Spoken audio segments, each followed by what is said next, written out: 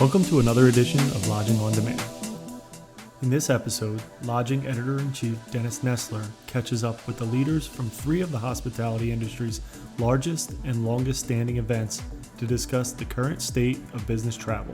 The trio also addressed some of their respective experiences during COVID and how they navigated the challenges of reduced business travel, as well as some of their projections for the industry going forward.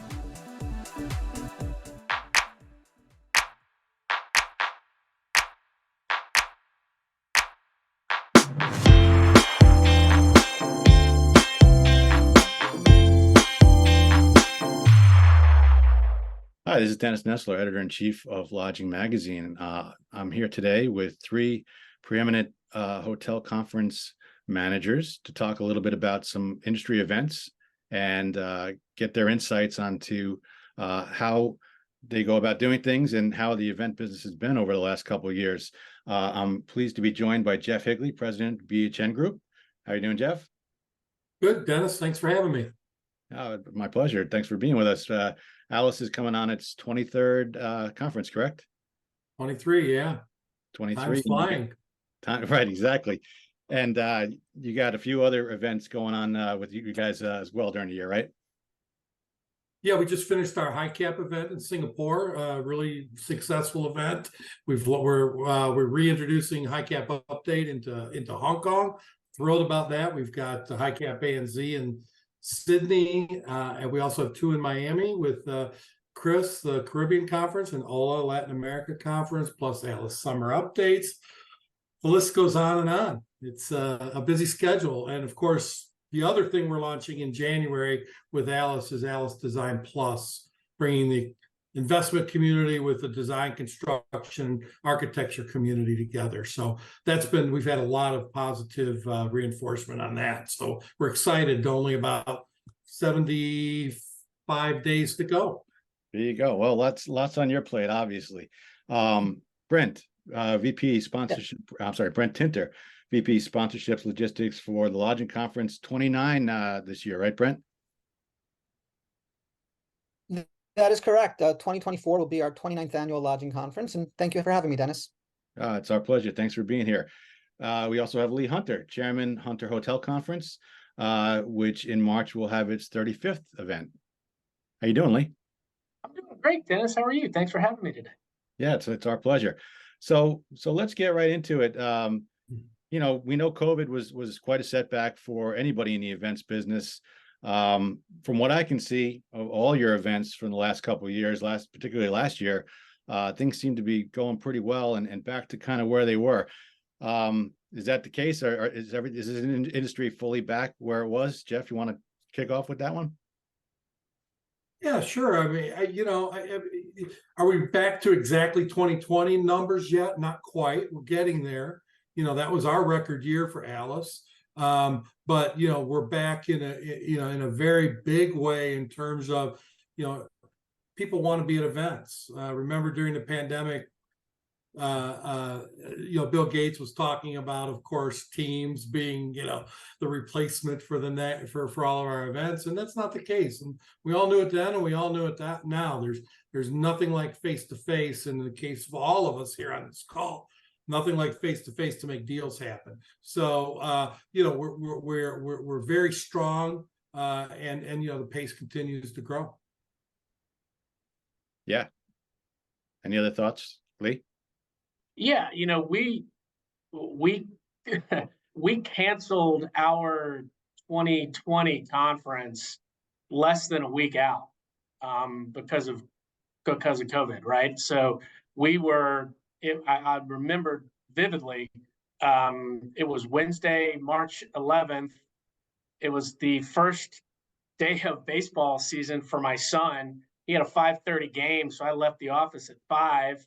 I looked at Teague, my brother and partner in crime, and all this, and said, "Hey, I need you to call these two sponsors. I'm going to call these two sponsors and just see how they're feeling.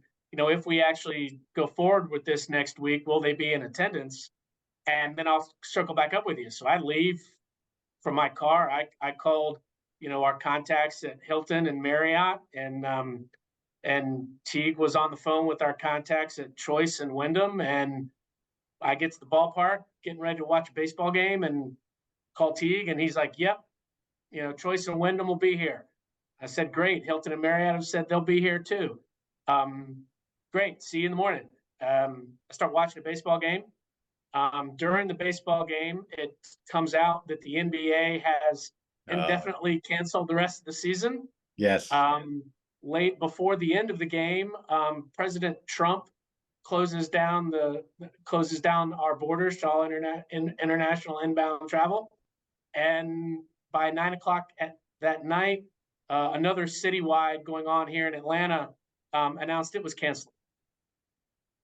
Yeah. So at 5:30, we were on for 5:30 on Wednesday. We were on for the following Wednesday. Get in the office Thursday morning, the 12th, and we talked, and we're like, no, we can't do that. So week, inside of a week out, we canceled. Sort of the good news is we were the first to come back post-pandemic, and I guess that was May of 21. And as Jeff said, everybody was dying to get back together. Yes, we had mask mandates, and that was, a Marriott marquee rule as much as anything else. So much so that by day 2 of the conference, nobody was wearing their masks. Everybody was, happy to be with each other, happy to see one another, good to be out. And the marquee asked me from the stage to remind everybody to wear their masks. But as an industry, everybody was ready to get back together.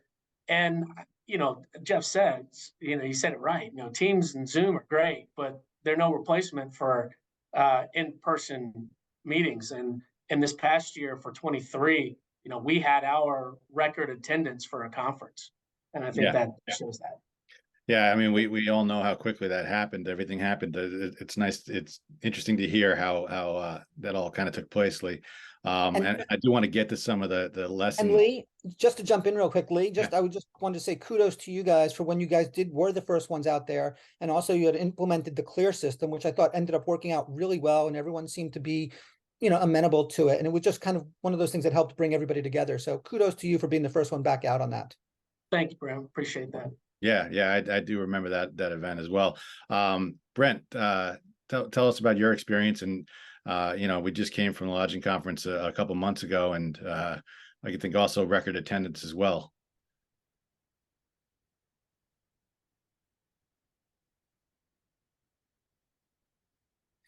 That's correct. This past year was our biggest conference to date. We had over 2,750 people there. Prior to the pandemic in 2019, I think we had about 21 or 2,200 people there. So we've definitely grown quite a bit over these last few years. And I think to Jeff's point, yes, people want to be back out there. There's nothing like face-to-face. People are really just chomping at the bit to have that personal interaction again. And during COVID, sure, we had to cancel, obviously, as 2020 as well.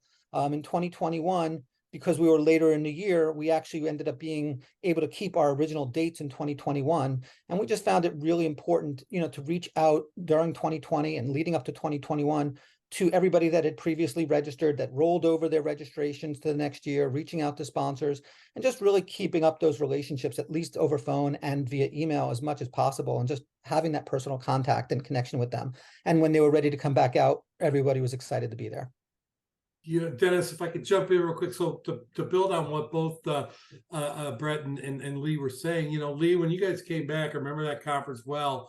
And it was funny because exactly as you said, there were like 3 people on that Tuesday or on the second day that had masks on. And what that kind of, I thought, was an indicator of, now that we look back on it, was the real desire of people to get back out and be in the environment that they're comfortable in. And most importantly, I think that mentality set the stage for what we're all living with today. And that is the fact that we're all living with this, and we're all kind of adjusting to it. And we know that when we go to an event, COVID may jump up and bite you, and you just kind of work through it now. So if you think about what we've learned in that time frame, it seems like forever ago now, but really that was only what 2.5 years ago. To learn all of that in that short period of time, and for people to adjust their their tolerance, their acceptance of these illnesses, and of the pandemic of COVID. But the silver lining to me is that now people do kind of get it. If they're really sick, they stay away. And I think that does kind of benefit us all. And, we see that at our own events. People are very careful, but they want to be there. Yeah. Any other changes or things that you guys have seen? Anything you've done within your conferences? Brent mentioned the clear, the thing that you guys were doing, Lee, at your events, but any major changes to how you guys structured things, whether it's food and beverage related or anything? Not as much now as it was when we first, have the first conference coming out of COVID. We're now, for all intents and purposes, operating as we were pre-COVID. But that first conference coming out of COVID was very different. Seating was spaced. We, in the sessions, the seating was spaced. We had 4 feet between chairs. We had 5 chairs at a 10 top round for meals and things. All the meals we had to go back to plated to meals instead of open buffet kind of situation. So coming out, and I guess it was May of 21, was very different from a COVID protocol perspective. But now that we're a couple of years removed from that, it's, dare I say, we're cognizant of it. I think we're all cognizant of it, whether it be with our conference, any other conference represented on this call, or any other industry event that we go to. I mean, I was at a meeting a couple months ago now, and post meeting the week after, it comes out that 3 or 4 people at that conference ended up with COVID. Yeah. So it's not gone. It still exists. We still have to be cognizant of it, but I think we're all, with the vaccines and people being aware, it's not as scary as it was. Seems like the only thing that really is carried over from those days is this. There's far fewer handshakes, there's far more fist bumps, yeah. And that's okay. People are kind of adapting to that, and it's probably a good thing. Less germs being spread is probably good, right? There you go. So I want to switch gears a little bit. As somebody who's attended these events for many, many years, as I have with all of these events, all 3 of your events, each one kind of has its own identity to me, and things that I think of when I'm getting ready to go. What do you do? What would you say is your secret sauce, if you will, as a conference, your identity, and how do you kind of create that and continue to foster that legacy? Brent, you want to start with that one? I know you guys kind of always were the deal-making event. Yeah, no, we definitely do see ourselves as the deal-making event, but we also just kind of see ourselves as that relaxed, approachable event because we're at a resort. We have a very different feel to begin with, where we have that golf tournament and hiking excursion and pickleball tournament. So there's a certain element of fun that just gets incorporated in that because it's at a resort, and everyone tends to be more relaxed. And that's kind of our pride and joy and our sweet spot, is that relaxed, approachable atmosphere that's fun, but where deals get done. And that's kind of how we view ourselves. Mm-hmm. Jeff, Lee, same question. Go ahead, Lee. Oh yeah, I mean, we from day one, we have focused on getting the actual owner, investor in the deal to the conference. And so that's, we track it. It's a data point that we track. And about 40% of our attendees are the actual owner investor in the hotel, right? And so we cater everything. And these aren't owners of, the Ritz-Carlton, the Four Seasons, like you might have at Alice. These owners, majority of our attendees own anywhere from 5 to 20 hotels. and they manage those properties themselves. They've built up their companies over the years. And so when we get the ownership groups here, everybody else who wants to do business with those owners, investors attend, right? So we place a huge amount of emphasis in our programming and who our sponsors are, to who does that owner want to hear from on stage? Who does that owner want to see in the exhibit hall? Conversely, who does that owner not want to, hear from on stage or see in an exhibit hall? I mean, we turn away numerous groups who would like to sponsor. We politely say no. This is not the venue for you, and we understand why you want to be here, but we don't believe that this is an appropriate venue for you to participate. So we're focusing on those ownership groups, what they want to hear, who they want to talk to. They want to talk to the architects and the brands and the lenders and the contractors. So we focus on those groups, getting them here. And if the 40% of the attendee base are actual owners, and then those other groups will attend as well. Mm-hmm. Yeah, so Yep. so Dennis, we kind of have a different personality than Lee and Brett's events. Institutional investors are a big part of it. We also we have the luxury, the foresight of the founder, Jim Burba, who I think a lot of us owe a lot of credit to Jim for what he created and what he helped build in the industry. But he had the foresight to follow up with the UCLA Extension Conference back at when it ended, and then in 2001 started Alice. But we're fortunate we have the pole position out of the year. We're in January. Oh, by the way, we're in Los Angeles, where it's 72 and sunny most of the time in January. Right. And so all the people from the East Coast are like, yeah, let's do that. Let's network and let's make deals. And, at the end of the day, every element is important. The content is extraordinarily important.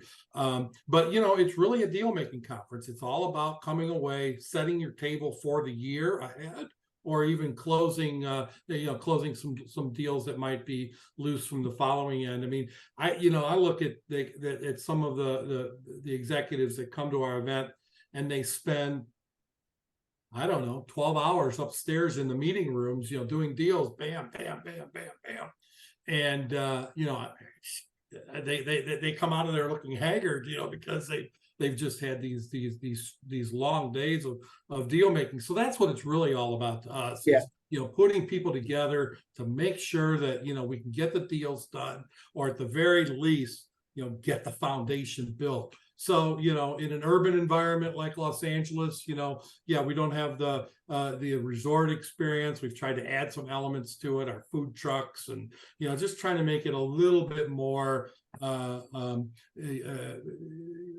relaxed. Even some guys are not even wearing ties anymore. So hey, go figure it, Alice. Lots of blue suits. In general, it's just we just we feel fortunate that we're at the time we're in, and we put the best event on to set the table for the year. Yeah, and I think Jeff hit the nail on the head. It's a timing thing, right? If you look at the pace of all the industry, all these conferences, we're spaced out enough to where you're either finishing up a deal from the previous year, or you're starting a new deal, as Jeff said, in January, and then you hit us in March, and maybe you're continuing on that deal conversation, right? Or whether it's a deal you started at Alice in January, or you finished something up in Alice in January, and you're going to start a new conversation on the next deal at Hunter in March, and then you get to lodging in September, and you're going to continue those conversations and work on those deals. And as Jeff said, everybody ends up in these meeting rooms, whether they be, meeting rooms in the hotel. I know, like, my day job at Hunter Hotel Advisors as a broker is, we have meeting rooms and suites at Alice and Lodging where we're meeting with our clients and people with whom we're doing business. just like we do at our conference. My team, yes, I'm on stage, orchestrating and running the conference, but the rest of my day jobs team, they're in meeting rooms doing deals. So I think the pacing and the timing of all of our conferences is very good. So when, hey, you know what, let's get together. We got an issue on whatever deal we're working on. Let's get together at Alice. Let's get together at Hunter. Let's get together at Lodging, in a week or two and hammer this out and figure it out, face to face and not, on the phone or by Zoom or what have you. Yeah, definitely. To both Jeff and Lee's point, it is really all about the networking and the deal making. And I think everyone is coming to the conference, and it's good to be back face to face. And they are looking to do those deals. And they're coming there. They've got hundreds of meetings set up sometimes throughout, over those course of the several days. And they're there to get the deals done. And, we pride ourselves on the fact that because our conference is relaxed, people tend to be more approachable. And sometimes from that, the deals also come out. So. Yeah, no question. How do you guys look at it? Lee, you mentioned earlier, saying no potentially to some sponsor opportunities. When it comes to attendance, how do you guys look at capping attendance, and where do you kind of draw that line of, obviously you're in business to make money, but you want to make it sure it's a good experience for the attendees. Anybody can jump in on that. We had, we'll call it 2,100 people this year in 23, last conference. And that was our largest attendee number ever. And, the 34 years we had been doing this. Now, coming up on 35, do we think we have a chance of growing that? We certainly hope to. So we're not in a position yet, we might get there in the years where we need to cap attendance.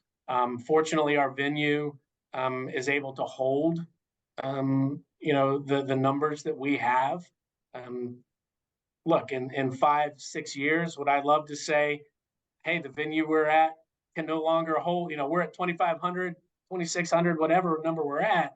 The venue's not large enough. We got to change venues. That would be a fantastic problem to have. But we're not there yet. So we haven't had to discuss capping attendance at this point because it's still manageable. Have we taken more space in the hotel where we host the event, the Atlanta Marriott Marquis? Yes, we use 100% of their meeting space, ballrooms, breakout rooms, smaller meeting rooms, and that's grown over the years. We've grown into that space, but as of right now, we're not in a position where we need to cap attendance. Sure. Brent, I know you guys obviously switched from the Biltmore, I think for space reasons, right? That is correct. Yeah, we outgrew the Biltmore, and since 2019, we've now been over at the JW Marriott Desert Ridge in Phoenix. The Biltmore was a great, wonderful, intimate property, but we really did outgrow it, both from a standpoint of guest rooms, meeting space, ballroom space, and all of that. The JW offers us a lot more all across the board. But that being said, we still do actually sell out every year, usually a few weeks prior to the conference. Our thought is, we obviously have also a reputation initially as being from that intimate venue of the Biltmore. We still want to keep it as a somewhat intimate feel, which to also means basically incrementally growing. So we don't want to go up 500, people from one year to the next. So a little bit of growth each year is great. We've got room to grow at the JW, but we do cap it. We do sell out every year to still try to keep it as a little bit more of an intimate feel and not to have exponential growth from one year to the next. Yeah. Yeah. So our approach is there's no cap. We're at the largest meeting hotel in California at the JW Marriott Ritz-Carlton at LA Live. And, there's a lot of space there. We use every inch of it, but there's a lot of space there. I think when people think of Alice, they think of the lobby. And of course, that's a finite space and everybody wants to meet there. And, that's where the action is. And it does get very crowded, but we have so much space that's beyond that inside the event. As well as, outside too, with the weather that's going on. We're still hoping for the day that that second JW Marriott Tower gets built by AEG, and perhaps we'll be able to utilize that to its fullest extent as well. So the experience at Alice is frenzied. I think that's probably the a word that many people would use, because it's a relatively short time frame. It starts Monday morning and it basically ends Wednesday at noon. So you're looking at for the actual ALIS conference itself, roughly 50 hours. And so there's a lot going on as we talked about the deals there. So I think that frenetic pace that you know is epitomized by that lobby experience. But we feel that the no cap is needed. It'll kind of self-regulate itself as long as people are having the experience that they're expecting and that they want to have. Then they'll keep coming. And we're expecting 3,000 people to show up in January. So the track record is good, and the future looks even brighter. Yeah, absolutely. We know the educational component is obviously a key element to these events. Bringing in some of the big, large brand CEO, C-level executives, et cetera. When does that process start for you guys? How does that usually go? I mean, do you need to get one or two in line before you get others to commit? Any thoughts on that? I mean, it's really ongoing, right? It really is. We're preparing for 24 right now, but we're also talking about 25.